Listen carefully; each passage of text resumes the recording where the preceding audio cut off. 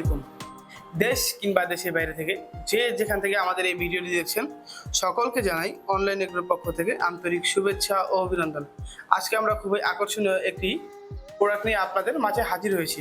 তবে এই প্রোডাক্ট সম্পর্কে বিস্তারিত জানার আগে আমরা একজন অনলাইন প্রতিনিধির সাথে পরিচিত হয়ে নিব। আসসালামু আলাইকুম ভাই। ওয়ালাইকুম আসসালাম। ভাই আপনার নাম? মোহাম্মদ সাকিবুল ইসলাম। মোহাম্মদ সাকিবুল ইসলাম ভাই।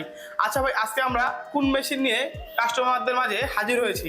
আজকে কথা বলবো দুধ থেকে ক্রিম আলাদা করার মানে দুধ মেশিনটা, থেকে ক্রিম আলাদা করার যে মেশিনটা ক্রিম সেপারেটর মেশিন নামে সবাই চিনে।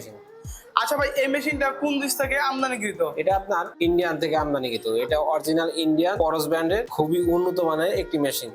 আচ্ছা ভাই, এই যে উপরে বোল বাটি এগুলো আপনার সাধারণত কিসের তৈরি হয়ে থাকে? এটা আপনার পুরাটাই এসএস এর তৈরি। যদি কোনো কাস্টমার বলে যে ভাই আপনাদেরটা তো এসএস না, সেক্ষেত্রে ম্যাগনেট দিয়ে চেক করে তাকে দেখাই দেওয়া হবে 100% প্রমাণ সহ।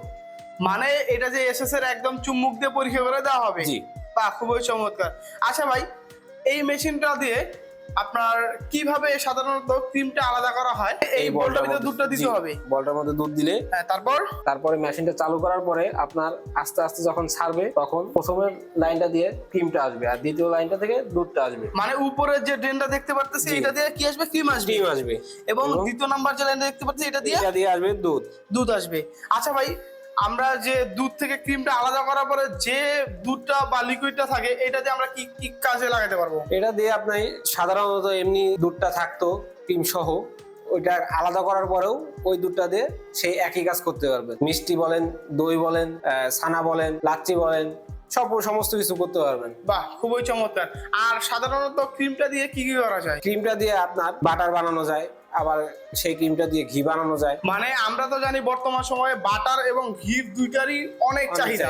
আচ্ছা ভাই, এই মেশিনের যে ভিতরে বাল্ব সেটের ভিতরে মূলত কতগুলো বাটি থাকে? এটা বাল্ব সেটের ভিতরে আপনার 30টা বাটি। আর এই বাটিটার মূল কাজ, মানে বাটিগুলোর কাজ হলো ক্রিমটাকে ঘন করে এবং ক্রিমটা আলাদা করে বের করে দেওয়া।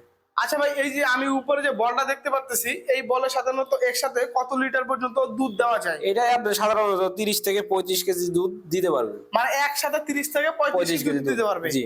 এবং দুধ ফুরালে আবার এর উপরে আরো দুধ তো ঢালতে পারবে? জি। আচ্ছা ভাই, এটা যদি দীর্ঘ সময় যদি এই মেশিনটা চালানো হয় সেক্ষেত্রে কি কোনো সমস্যা হবে? দীর্ঘদিন চালানোর ফলে মেশিনটা যদি পরিষ্কার রাখে সেক্ষেত্রে কোনো সমস্যা হবে না। মানে দীর্ঘ সময় চালানোর পর যদি পরিষ্কার পরিচ্ছন্ন রাখে সেই ক্ষেত্রে সে লং টাইম ব্যবহার করতে পারবে। আচ্ছা, যদি কোনো ক্রেতা বা কোনো গ্রাহক এই মেশিনটি ক্রয় করতে চায় তারা কিভাবে এই মেশিনটি ক্রয় করবে? তারা আমাদের স্ক্রিনে দেওয়া নাম্বারে যোগাযোগ করে আমাদের অফিসে আসতে পারে অথবা আমাদের অফিসে এসে দেখে শুনে মেশিনটি ক্রয় করতে পারে। আমাদের অফিসের ঠিকানা বগুড়া বনানী, শাহজাহানপুর, ফটকি ব্রিজ, ঢাকা উত্তরা, হাজি ক্যাম্পের পূর্ব পাশে বৈশাখীর মোড়। যে সকল ক্রেতা বা গ্রাহক এই মেশিনটি ক্রয় করতে চান তারা অবশ্যই ভাইয়ের দেওয়া ঠিকানা যোগাযোগ করার মাধ্যমে এই মেশিনটি ক্রয় করতে পারেন। এবং আজকের মতো এখানে শেষ করছি। পরবর্তীতে আবার নতুন কোনো ভিডিও নিয়ে আপনাদের মাঝে হাজির হবো। এতদিন সুস্থ থাকবেন, ভালো থাকবেন, নিজের খেয়াল রাখবেন।